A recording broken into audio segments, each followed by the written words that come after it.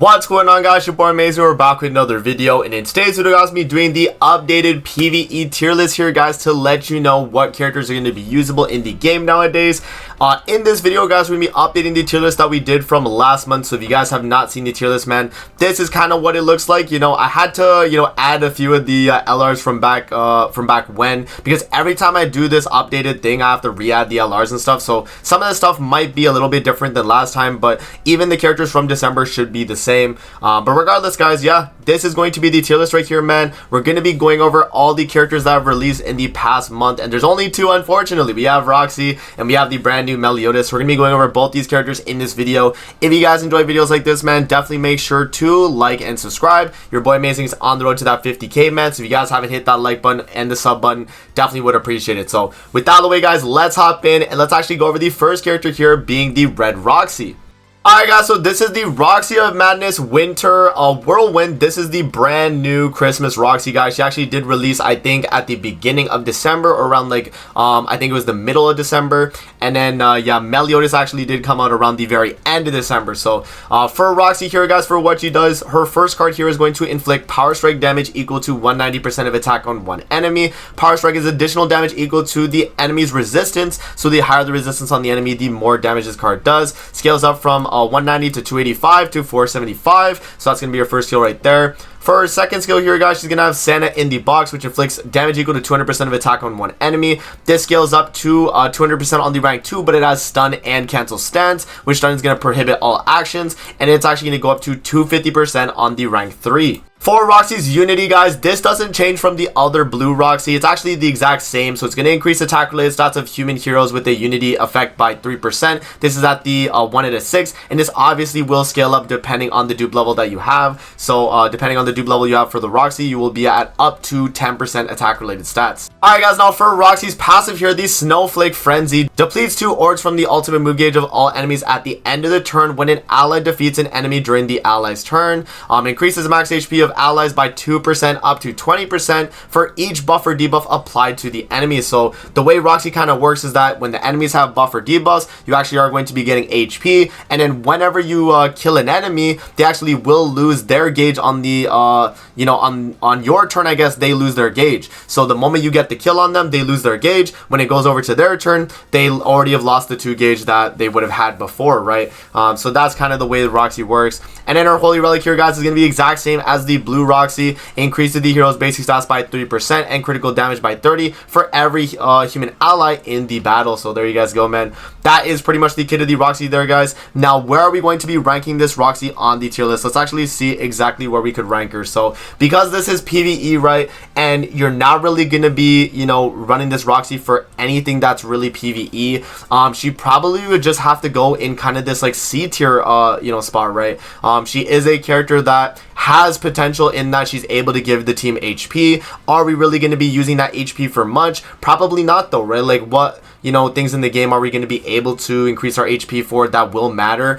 Maybe like a guild boss, but I mean, other than that, I don't really see any use for this Roxy other than that, because you're going to be running like either unknowns or like goddesses for like guild boss anyway. So I don't really see too much use coming from the human team in that, right? And yeah, I just don't see it, man. Another thing as well, guys, is this Roxy feels more oriented around a PvP kind of purgatory bond type team because of the way she works, where if the enemy has the buffs or debuffs, that's great, you get HP, and she's also able to take a 2 gauge from the enemy whenever you get a kill. So this is more of a character that would be suited for like a PvP kind of thing. So she's not really too great. I will give her the benefit of the doubt because you're able to use her passive across anything in the game. It's not limited to PvP or PvE. I will give her the C tier, but in general, though, you're really not going to get much use out of this Roxy. Alright, guys, so the next character we actually have to go over here is going to be the Ares and Demon King Meliodas. So let's actually pull him up on the game here, and let's actually go over his character kit. So this is Ares and Demon King Meliodas. Now, for you guys that don't know what his skills do, his first skill here is going to inflict extinction damage equal to 200% of attack on one enemy. Extinction is going to be ×2 critical damage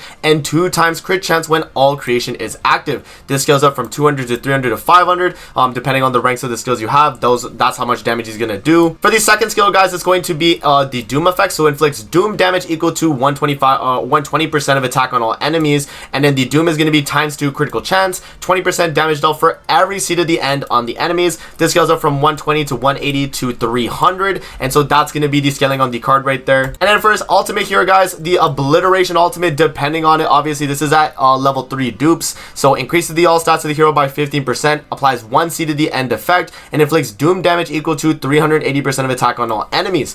If the hero is participating in the battle, the associated hero's commandment activates. So you pretty much have, you know, commandments as a link, and you can actually do that. And then if the hero has protection of the Demon King, their critical defense increases by 12, and their damage taken from single target attacks decreases by 7. And then for the actual effect here, guys, it's going to be the exact same as Meliodas AoE. Doom damage, which is times 2 critical chance, and then 20% damage dealt for every seed to the end on the actual enemies right there. Alright guys, and now moving on to Meliodas' passive here, man. This is the big stuff right here, guys. A lot to cover in this passive, but beginning of the end here, applies protection of the Demon King on self at the start of the battle. When an applicable ally uses an attack skill, the target receives 1 seed to the end effect up to 3, and when the hero uses a skill on an enemy at max stacks, the target stances are removed and the hero gains 1 dark energy. In addition, the hero's basic stats are increased by 7% for every applicable ally participating in the battle, and when the hero's dark energy reaches 4 stacks, the hero removes all of them and gains all creation.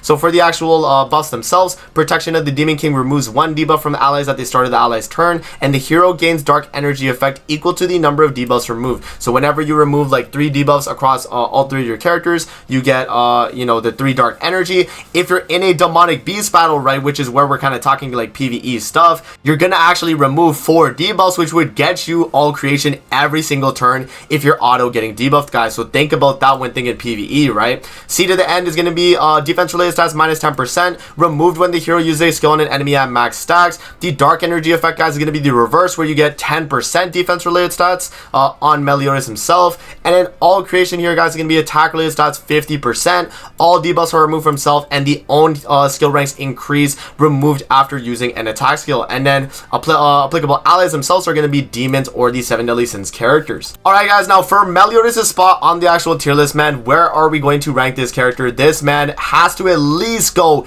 in the A tier, guys. I think this character is universal in most PvE content and is actually one of the strongest characters right now on the brand new Demon King fight. So that's another thing I have to kind of take into account now for PvE. One thing I will say right now for LR, Liz, and Margaret is that they kind of lose a lot of viability because of the Demon King right now.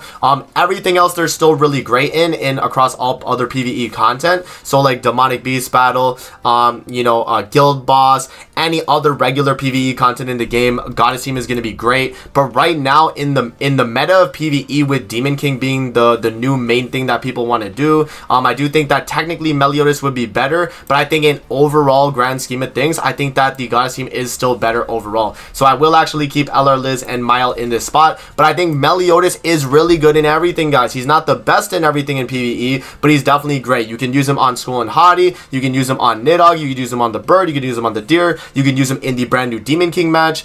There's a lot of things you can use him in, and he's great. You know, he works very well. The cancel stance from his passive is going to be really good against, you know, like Skull and Haughty, against Nidhogg. You actually can clear those things with this character, and you know, Demon King alongside this Meliodas in a lot of the PvE content is a really good duo that can pretty much clear all the demonic beasts and also work fairly well in the brand new mode. Now for anything else that I would want to change with the actual tier list itself, I don't think anything too much really changes here, guys. A lot of the things that I've already mentioned are good. I think we could bump Cocytus actually up now because he actually does have a use in the Demon King now, which is good. So Cocytus could definitely go up. I think Nanashi is still a very good option as well, so maybe we actually do move him up as well. But I mean, other than that though, guys, not too many other characters really have been touched with the latest update.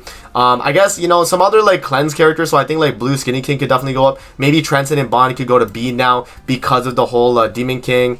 And then yeah, wherever Blue Skinny King is, I think he could actually go up a little bit as well, because of the fact that his cleanse is actually fairly valuable now in that Demon King fight, because you do need to have a recovery skill, and he's able to provide that on the Sins team. So yeah, man, I mean, not too much else has changed on the tier list though, guys, but I think this is where I would rank the brand new characters that have released. So the Roxy is going to be in the C tier right there, and then the Melly is going to be in the A tier right there. So let me know what you guys think in the comment section below, man. I hope you guys do do enjoy. Don't forget to like, comment, subscribe as always. If you guys want to see more videos like this, definitely let me know in the comment section below. And I'm going to see you guys in the next video. Peace out and have a good rest of your day, guys. See you later, man.